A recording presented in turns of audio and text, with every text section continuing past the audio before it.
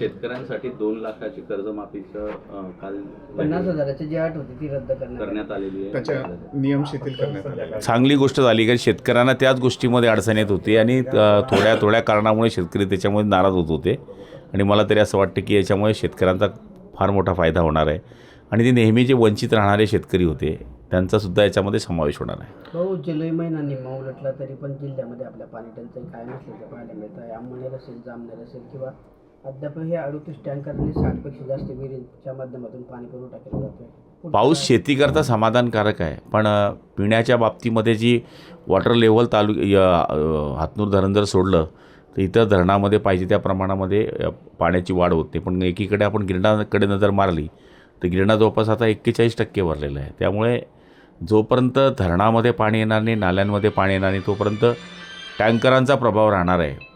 कारण की पाऊस आपण असं म्हणतो की शेत वाहून निघल्याशिवाय वॉटर लेवल वाढत नसते, तसं पाऊस अजून काही आपल्याकडे झालेलं नाही. काही एरियात झाला आहे, जसं जामनेरमध्ये काही ठिकाणी झाला आहे, अंमळनेरमध्ये झाला आहे, मुक्ताईनगर भागामध्ये झाला आहे, काही तालुक्यांमध्ये नाही आहे. त्यामुळे टँकर अजून सुरू आहेत. अजून पुढे 10 दिवस पाऊस ढकलल्याची 20 तारखेपर्यंत पाऊस येणार नाही असा अंदाज हवामान खातं सांगते आहे, पण शेवटी परमेश्वर काय करेल हे तुम्हाला आम्हाला माहीत नाही. नियोजन कसं राहणार आहे पुढे माहिती संदर्भातलं आपलं उपाययोजना कशा राहतील? आव्हान काय असेल? आता वातावरण पाहिल्यानंतर सांगता येईल, कारण की 20पर्यंत तर आज सध्या शेतीची लगबग आहे. सध्या पाण्याची नद्या सध्या बऱ्यापैकी वाहत आहे. त्यामुळे अजून सध्या तरी जेवढ्या गावांना टँकर आहे त्याच्यानंतर वाढ होते आहे असं काही चित्र नाही आहे. नाशिकमधील 10-12 नगरसेवक शिंदे गटात येण्याच्या तयारीत आहे. मला माहीत नाही, नाशिकचं काहीच माहीत नाही. ऑपरेशन टायगर 2च्या दरम्यान श्रीकांत शिंदेंनी खासदारांची भेट जी आहे ती ओम बिर्लांची घालून दिली असा एक फोटो आता सध्या समोर आलेला आहे. बघा, ते पण खासदार आहे, हे पण खासदार आहे आणि खासदारांशी भेटत असतात. त्यामुळे आता श्रीकांत शिंदे हे आमचे युवा नेते आहे आणि त्यांना भेटणं काय हे होऊ शकत नाही आणि शेवटी भेटले बी असतील तर त्याला काय चुकीचं म्हणता येईल. शेवटी खासदार एकमेकाला भेटतात. राज्यातील प्रकल्पांचा अपमान म्हणजे महाराष्ट्र द्रोह असं एकनाथ शिंदे म्हटलेले, विरोधकांवर टीका केलेली आहे. राज्यातील जे प्रकल्प आहे त्याचा अपमान म्हणजे महाराष्ट्र द्रोह असं एकनाथ शिंदे म्हटलेले आहे, विरोधकांवर टीका केली आहे. कुठलेही प्रकल्प होत असताना छोट्या मोठ्या चुका होतात, त्याच्यामध्ये इतकं काही अकाल तांडव करण्याची गरज नाही आहे. शेवटी एवढा मोठा लिंक रोड झाल्यानंतर त्याच्यामध्ये काही छोटी त्रुटी राहिली, 90% 99% काम चांगलं झालं नाही, एखादं छोटं मोठं काही त्याच्यामध्ये जर हे झालं आणि डायरेक्ट सगळंच खराब झालं आहे, ही जी म्हणण्याची वृत्ती विरोधकांची आहे ती चुकीची आहे. आजपर्यंत एवढे कामं कुठं झाले? आज समृद्धी रोड आहे किंवा इतर रस्ते आपण बघतो, नॅशनल हायवेज आहे किंवा ग्रामीण रस्ते आहे.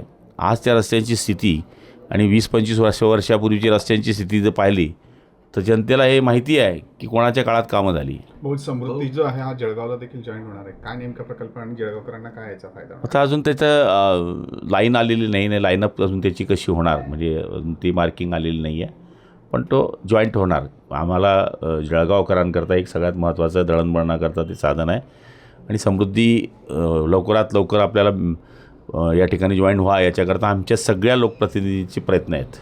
एकनाथ शिंदे आणि शरद पवार यांची भेट झालेली आहे आणि संजय राऊत यांनी अस्वस्थता व्यक्त केलेली आहे. भेट घेणं मी म्हणतो, मी आता कोणाची भेट घेतली म्हणजे मी काय करतो आहे याच्यावर डाऊट घेणंच उचित नाही आहे, ही शंका आहे. आता उद्या मी कोणाला भेटलो याचा अर्थ काय होतो? मी शरद पवारांना मी पण भेटेल उद्या, भेटायला काय अडचण आहे? एक देशाचे नेते आहे, राज्याचे राहिलेले माजी मुख्यमंत्री आहे, कृषी राहिले मंत्री आहे, भेटायला काय अडचण आहे? भेटणे म्हणजे काय परिवर्तन होऊन काहीतरी करणे असं थोडी होते. पण आता शंकेचं माहोल आहे सध्या, तर त्याला काही इलाज नाही आहे. हो, एकनाथ खडसेंनी देखील विनोद तावडेंची भेट घेतली. आता फोटो समोर आला. एकनाथ खडसे पुन्हा घरवापसी करतील अशी चर्चा सुरू असताना दुसरीकडे एकनाथ खडसेंनी काल उद्धव ठाकरेंची पण भेट घेतली. मातोश्री वगैरे काय कशाकरता भेट घेता मला माहीत नाही आहे. पण आता काय पिक्चर संपल्यानंतर पुन्हा नवीन पिक्चर चालू करणं इतकं सोपं नसते. शेवटी नट तसा असावा लागते. हे नट कसे वाटतं आपल्याला?